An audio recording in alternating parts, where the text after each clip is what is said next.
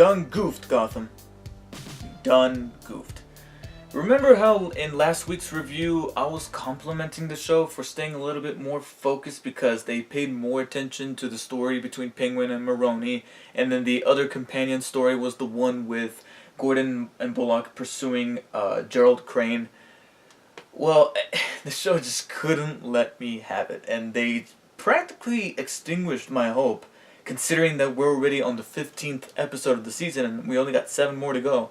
They extinguished my hope that the show is ever going to remain focused. It'll be focused here and there with some episodes, but it's never gonna find sure footing, probably even well into season 2. And if they keep this going, then I don't think you guys are going to be seeing some episodic reviews from me for season 2. Maybe an entire season review at the end of it, in like a couple of years when that one wraps up. But for now, I'm starting to lose focus for the show, because in this week's episode entitled "The Scarecrow," or 1/5 of him, you get treated to about maybe 5 episodes in just one, and one of them is Bullock and Gordon going after Gerald Crane, who escaped after the charades in last week's episode. And of course, keeping up with the tradition of having your villain escape only to be like either killed or put away in the next episode, like they did with the electrocutioner. Yeah, I think that was his name, electrocutioner. Scarecrow, Gerald Crane gets taken out in this episode at the end, but it is that which births the actual Scarecrow in Jonathan Crane.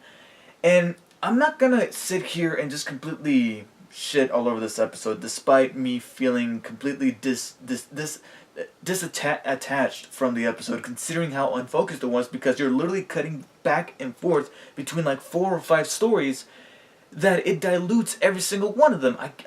Every single one of these stories could have been great if each one had its own episode, but instead you just keep jumping back and forth. That I checked my phone way more often than I was actually checking into the episode itself. And the main reason why I'm not going to sit here and completely lambast on the show or this episode is because there are a couple of interesting things within each story.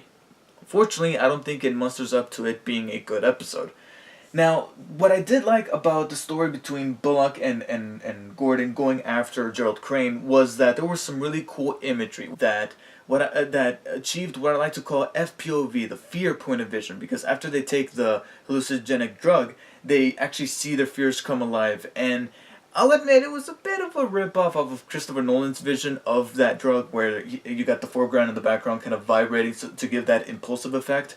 But it was still cool to see, and I think they did some creative things with it as well. Like whenever Gerald Crane used it, he saw his wife walking down the stairs with the fire trailing behind her. When Jonathan had it, he saw the Scarecrow come alive, and then you got all those scarecrows crawling around him in the hospital bed at the end. And sure, the CG was a little obvious, but still, I thought it was a really cool image. But then I go back to the actual investigation by Bullock and Harvey, or Bullock and Gordon, and how silly it was for them to take so long to figure out, maybe we should look into that whole thing about Crane losing his wife. Any other cop would have picked up on that and been like, you know what, maybe you should research a little bit more into that whole wife deal. I think it would have come more in handy. Bruce is back in this episode, and this time he goes on a traditional hike that he and his father used to do, but of course, being that his father's a little, dead, he goes on the hike alone, refusing Alfred's help, and the entire time I'm just like, okay, kid's just walking through the woods. I don't care. I legitimately zoned out when he was doing that, because it's just him walking through the woods collecting rocks, and it is only until the end that we figure out why he's collecting the rocks, because that's something that him and his father used to do. He falls down, he trips, he sprains his leg, and in my opinion, the only amusing, and I'll admit, a somewhat heartwarming part of that entire story was the fact that Alfred did go out into the woods to see if he was okay, but instead of just helping him out, he just watched him climb up that hill, and he's like, "Oh, hello, Master Bruce." That was one of the most amusing parts of that story. And I'll admit, them watching the sunrise was a sweet moment, but again, and everything before that, I did not care. And again, this could have been an episode all on its own, and it would have made Bruce a stronger character if he was maybe out in the woods. He runs out of food, and he needs to like look for food, but he figures out how he should maybe catch a squirrel, even if it's a tiny animal like squirrels or stuff like that. You know, I'm not expecting him to go up against wolves and then come out of the woods leading the pack like the Batman that he's going to be, but do something to take those tiny steps into becoming the Cape Crusader instead of just walking through the woods saying, "Oh, I wish my dad was here." Penguin doesn't really have an awful lot to do in this episode except maybe gain the ownership of a club that Falcone intends to use to, like he says, create influence. And Maroni comes in, says, "Hey, everything's cool for now, but I'll get you. I'll get you one day," that kind of thing. And besides that, nothing really happens with the Penguin except maybe this fun yet somewhat out of place interaction with Edward Nygma at the precinct when he's trying to give Gordon his invitation.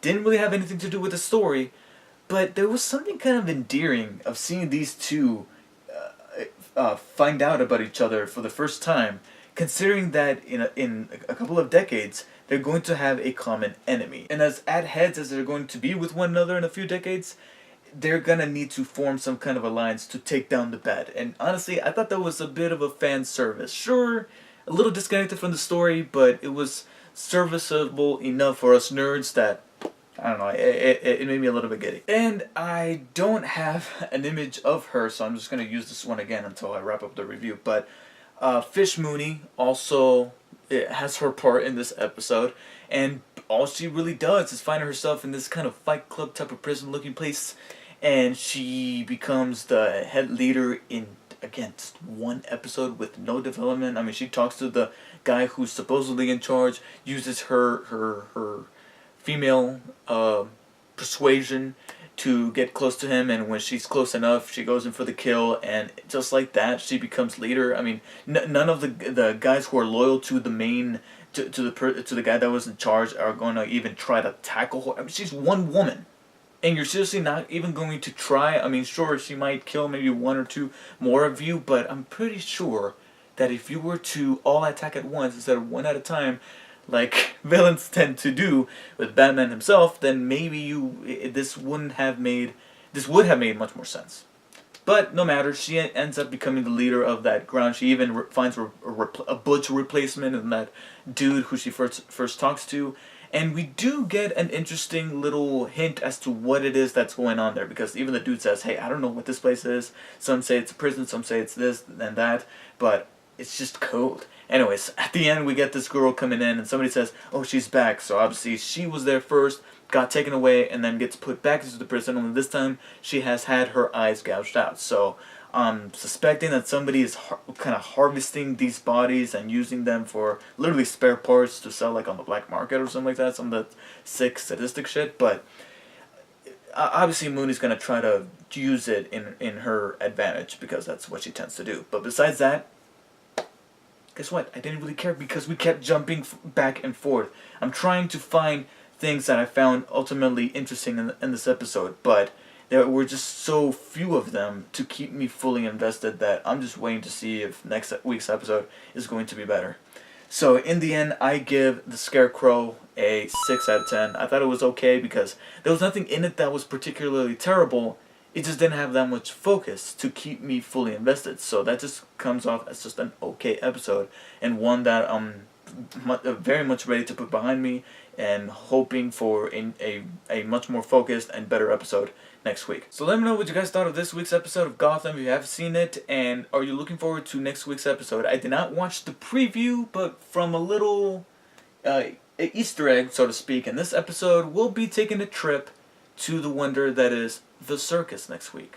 Gee, I wonder what kind of act they'll have at the circus.